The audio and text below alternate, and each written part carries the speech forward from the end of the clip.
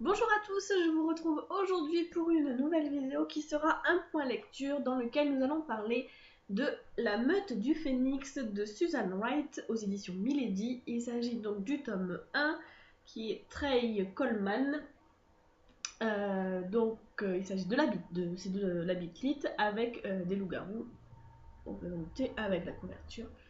C'est un tome 1 que j'ai extrêmement adoré.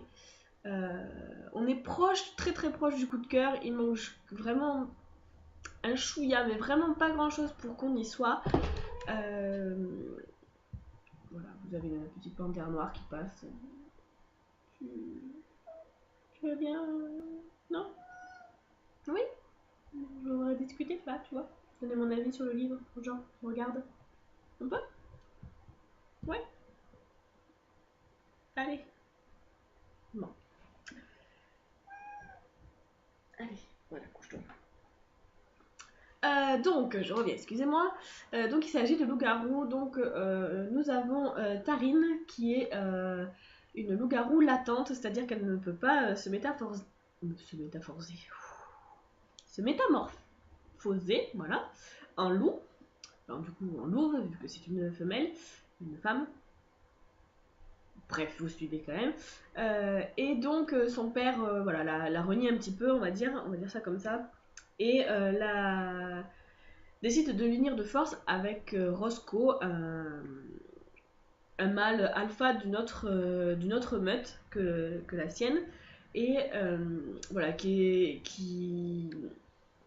comment dire, qui est réputé pour être violent. Enfin voilà, lui veut pas une femme, il veut une esclave. Voilà, enfin bref, du coup voilà, donc Karine ne veut pas se marier avec lui, hein, on imagine bien. Et va arriver Trey qui va lui proposer un marché. C'est-à-dire qu'il va lui proposer de s'unir à lui. Comme ça, elle, ce qu'elle y gagne, c'est de ne pas s'unir avec Roscoe, qui est voilà, violent, qui veut faire d'elle une esclave. Et lui, grâce à son père, à Tarine, va pouvoir avoir des alliances parce qu'il a un petit souci avec son oncle qui veut récupérer sa meute et devenir l'alpha de la meute. Et donc, du coup, voilà, il veut avoir des alliés pour pouvoir combattre cet oncle. Voilà, un deuxième passage. Et, euh, donc, pour combattre cet oncle voilà, qui veut prendre sa place en gros. Voilà. Et de là, donc, va découler toute l'histoire du bouquin. Voilà, qu'est-ce que ça fait de faire semblant d'être uni à quelqu'un? Est-ce que voilà, donc ils sont très attirés l'un à l'autre dès le départ. Donc voilà, est-ce que ça va pas compliquer la séparation, etc., etc. C'est très bien fait. J'ai beaucoup aimé les deux personnages, même Tarine, qui, on peut dire, voilà, elle a du caractère, beaucoup de caractère. Trey est sympa aussi, franchement, voilà, même s'il est, c'est pareil, il est un petit peu sauvage, on va dire. Voilà, il a eu des soucis dans son enfance, etc. Enfin, c'est toujours le cas dans ce genre de roman. Hein. Faut pas se leurrer, mais voilà, il est attachant. Et les autres membres de la meute aussi, enfin certains, pas tous, mais une bonne partie. Et donc voilà, chaque tome de cette saga est sur un des personnages, un des membres, voilà, de la meute. Donc là, on a commencé par Trey Coleman, qui est l'alpha. Et ensuite, on a son bêta, qui est Dante. Euh, voilà, donc on va dire son bras droit, quoi. Son bêta, son bras droit, qui est Dante. Donc voilà, j'ai quand même pas mal hâte de savoir ce qui va lui arriver à ce petit Dante. Donc à chaque fois, c'est une histoire d'amour. Enfin, c'est... Voilà, après, je sais pas comment ça va être tourné dans ce deuxième tome.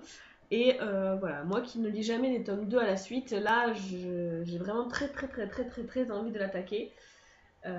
Du coup, voilà, je sais pas trop si. Parce que du coup, j'ai commencé un autre livre, j'ai commencé le deuxième tome de La Passe Miroir. Et même s'il m'intéresse beaucoup, j'arrive pas à rentrer dedans. Voilà, j'ai celui-là encore en tête, donc je me demande si je vais pas plutôt lire le tome 2. Le tome 2 de La Meute du Phénix plutôt que La Passe Miroir. Je lui lirai à un autre moment parce que je suis à fond dedans, donc je crois que je vais continuer à me lancer. Voilà, bah écoutez, pour mon avis, voilà, j'ai vraiment adoré, adoré, adoré, adoré. Je vous le conseille si vous aimez la Beat. Euh, voilà, il y a quand même pas mal de scènes osées, on va dire. Je peux bien dire ça, comme ça. Euh, donc voilà, faut pas que ça dérange non plus. Mais c'est pas trop, enfin, je trouve pas que ça soit trop, parce que étant donné que c'est quand même des loups, donc il y a le côté animal, voilà, ça passe, ça passe. Donc je vous le conseille, lisez-le. Voilà. Donc sur ce, bah écoutez, je vais vous souhaiter une bonne après-midi, une bonne journée, enfin comme d'habitude. Je vous dis à bientôt et lisez bien. Ciao!